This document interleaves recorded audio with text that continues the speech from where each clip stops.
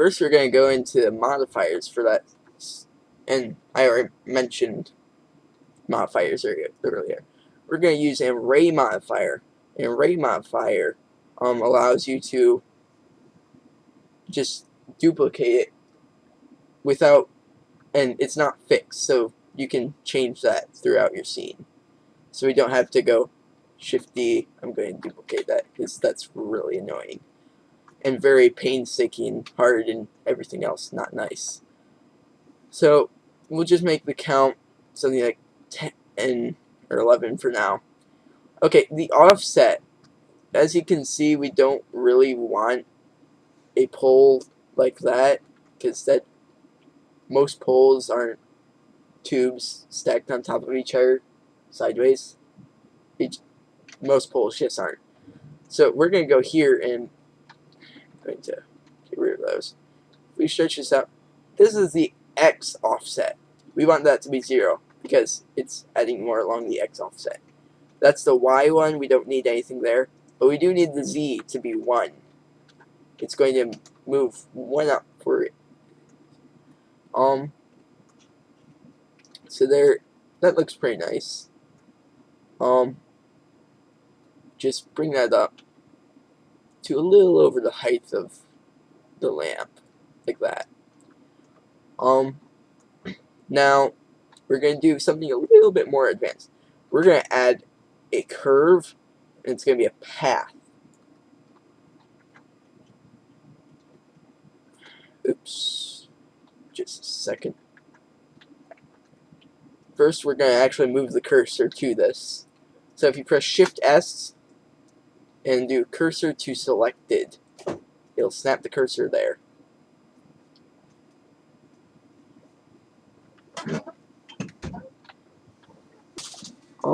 You can see that that 3D cursor there has gone to the origin of this, which is what we want. Now we're going to add a path, like I said earlier, and tab into edit mode and rotate it 90 degrees. Yeah, so it's yellow like that. And make sure that these little arrows here are pointing up, not down, because down isn't good. And if you just move that so that the bottom anchor point is exactly over the origin. There we go. That's nice.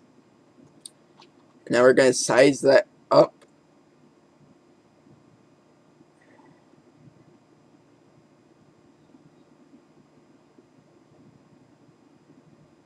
To right about there. Now go back into edit mode and select this one, this top vertex. Now press E. That makes a new one basically and extrudes it. So we're going to go right, hold down Control and just go over here about. Now extrude it again, only go down. And as you can see, that's a pretty nice street lamp shape. So what we're going to do is we're going to go to the tube, the cylinder, and we're going to add a new modifier. And this one's the deform modifier, curve. Select NURBS path. It's the only curve in what just happened. Yeah, I'm not really sure what just happened. There we go. That's really weird. What did I do? Let me see. Alright, we're gonna go in here. Oh, I did forget. We're gonna add an edge split modifier. I really have no idea what's going on there. Put that above the curve modifier.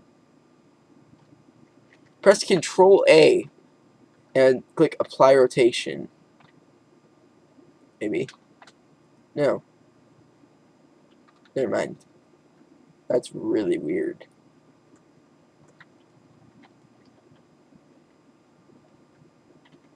Okay, so this is not being effective. There we go.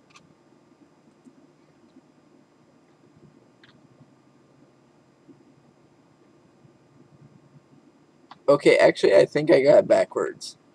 The path, I think, is supposed to be back the other way. So, don't listen to me next time.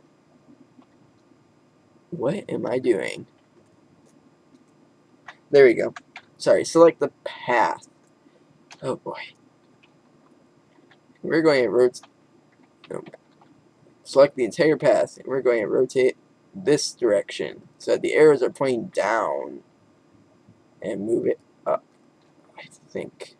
Let me double check that.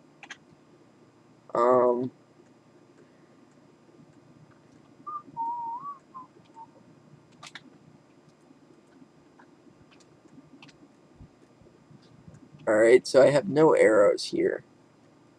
Not cool.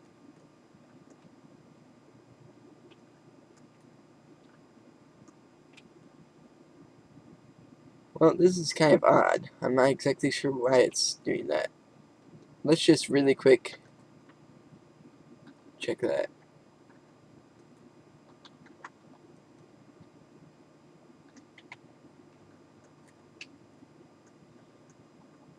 Alright, so basically we're having problems right now. Delete that curve. Alright, make sure... Okay, this is all good. We're going to add a path. I really have no idea why this is happening. Why I want it to go there. So... there. And I'm just going to go like that.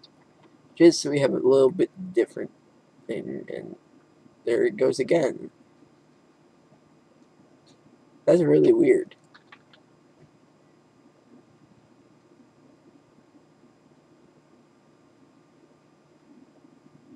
Okay, so we are currently experiencing technical difficulties.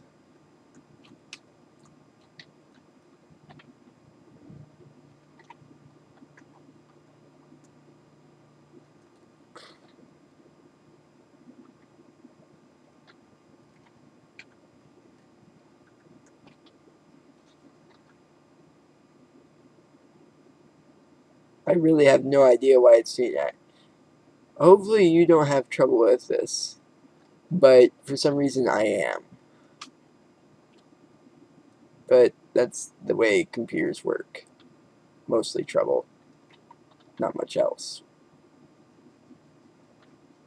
I'm just going to delete that versi. Alright, so from there you should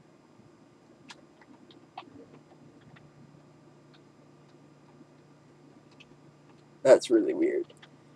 Extrude a versi and move it up like you had before. And I'm going to extrude it. Oh my.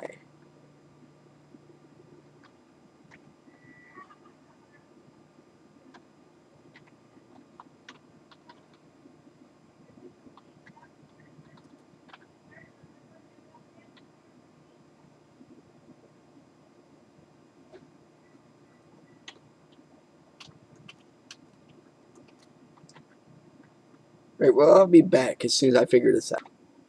Alright, so I figured it out. I'm not exactly sure why this happened. But if you select the curve and press Control A and then hit rotation, that should work. Or maybe not. I don't know.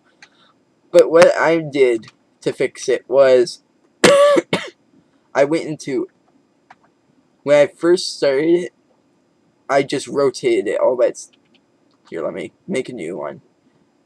When you first do it, just rotate it. Don't go into edit mode to rotate it. And if you do that, you should be good. I have no idea why it does that, but it does. So there's the problem fixed. Anyway, so you add a curve, and I would suggest you add an edge split too. Just put that above the curve. That just makes it look a little nicer.